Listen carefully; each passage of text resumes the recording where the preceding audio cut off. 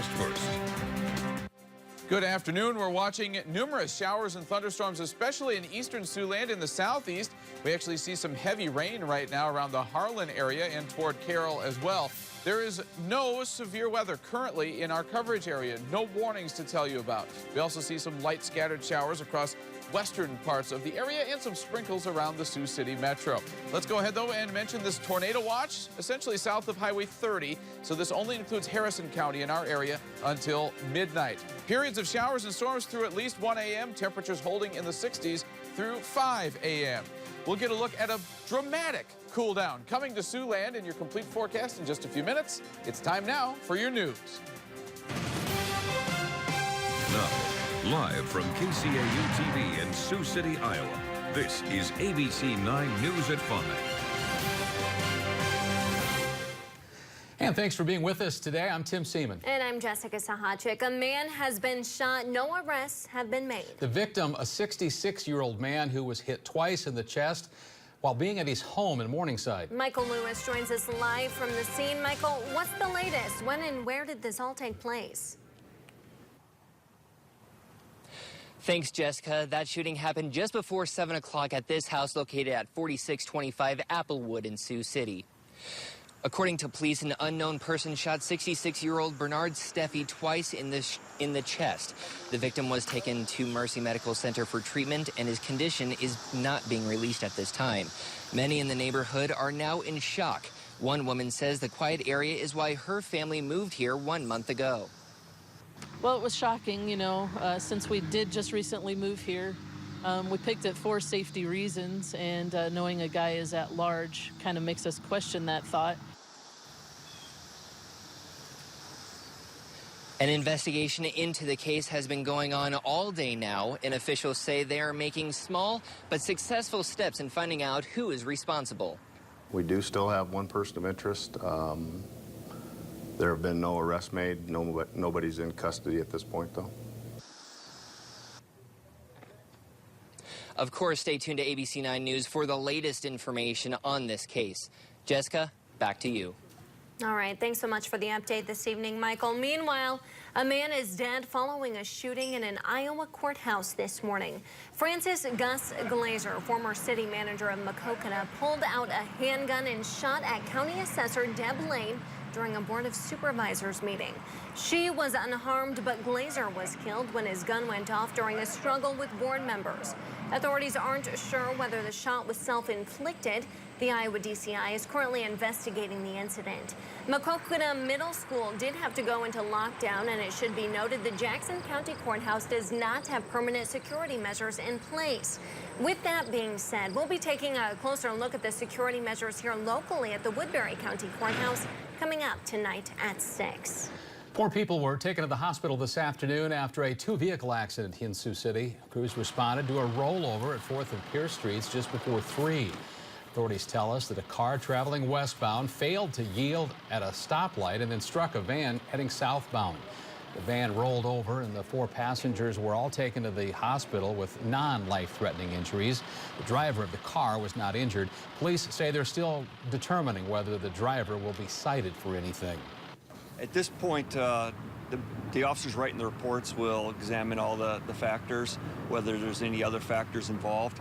But at this time, the initial would be for fail to yield to a controlled device. Crews did spend about an hour cleaning up that scene at the intersection, and it is now once again open. Nebraska Lieutenant Governor Levon Heidemann has resigned from office. Not only that, he's also stepping down as running mate for Republican gubernatorial candidate Pete Ricketts. This all comes after a judge issued a protection order against Heidemann following accusations from his sister claiming Heidemann grabbed her wrists and screamed at her during a dispute last month. Heidemann continues to say the allegations are false, but again has decided not to fight to remain in office. During his announcement this morning, he gave the public one emotional speech. I love this state and am forever thankful for the people of this state who have faithfully supported me. I wish you well. Ricketts has since announced a new running mate. Mike Foley will serve as Heidemann's replacement. Foley is a former Nebraska state senator and currently the state auditor. He too has run for governor. Democrat Chuck Hasselbrook has chosen Jane Raybould of Lincoln as his running mate. One of 4 independent candidates for Iowa Senate stopped into the ABC9 studios today. Rick Stewart is riding his bike across to Iowa, introducing himself to voters. The retired Cedar Rapids businessman is accepting no campaign donations and has pledged to spend no more than $5,000 on his election bid. Stewart says it's clear things aren't working in Washington. One thing I do not meet in Iowa ever is people that go, yeah, I like the way things are turning out. Now, if nobody is happy and almost everyone is angry, you've got a broken system. And I plan to make it better. So far, Stewart has visited about 2/3 of Iowa's counties. He planned to pedal between Lamar's and Remsen this afternoon. Meanwhile, a new poll shows that the Branstad-Reynolds ticket is leading Hatch Vernon by 22 points in the race for Iowa governor. That's the largest margin yet, according to the Loris poll. Those numbers smashed the previous gap between the two tickets. A Rasmussen Reports poll recently showed a 17-point margin between the two.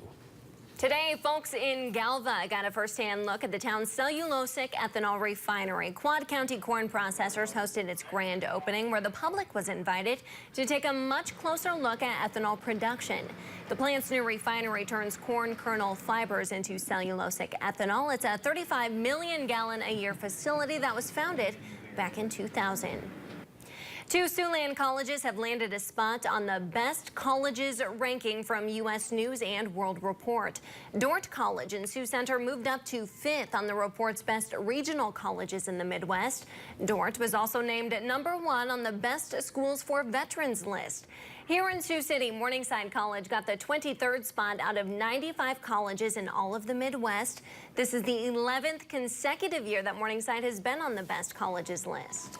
Meanwhile, over at the University of Nebraska in Lincoln, the school reported its largest fall semester enrollment since 1982 at 25,000 plus students. This year's freshman class definitely played a role in that enrollment boost. It's the largest at UNL in 35 years.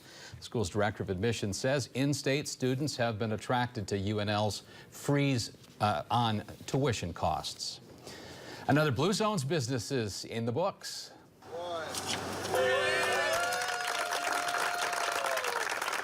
The American Popcorn Company is the 19th Blue Zone's work site in Sioux City. You probably know the company best as the makers of Jolly Time Popcorn. Employees admit getting certified is quite a challenge. They replaced junk food with healthy snacks and started walking groups challenging coworkers to move toward a healthier lifestyle.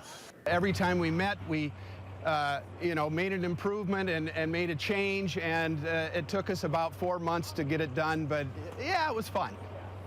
Smith went on to say that over the past 4 months, the company has seen a huge culture change for the better as the focus on a healthy lifestyle continues. Exciting news for Apple fans. Today, the tech company unveiled the iPhone 6, the iPhone 6 Plus, and the Apple Watch. The new iPhones are thinner, they've got curvier edges and much bigger screens, measuring 4.7 inches and 5.5 inches.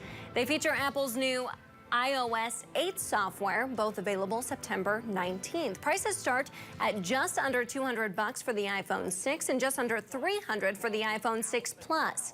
Apple has also announced a new mobile payment platform called Apple Pay, which lets users make purchases directly from their iPhones. And as mentioned, the long-awaited Apple Watch will be hitting the market soon.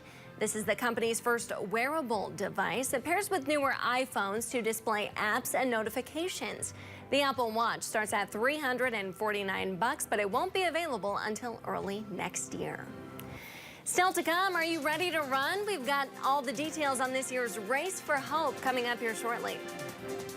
And in weather, we have showers and thunderstorms in the forecast for tonight, but a major cool down is headed for Siouxland as well. The weekend looks fine, but it will be cool as well as dry. All your forecast details are straight after the break. Stay with us. You're watching ABC9 News at 5 with Tim Seaman, Jenna Renstrom, and Chief Meteorologist Fred Hexum. This is ABC9 News at 5.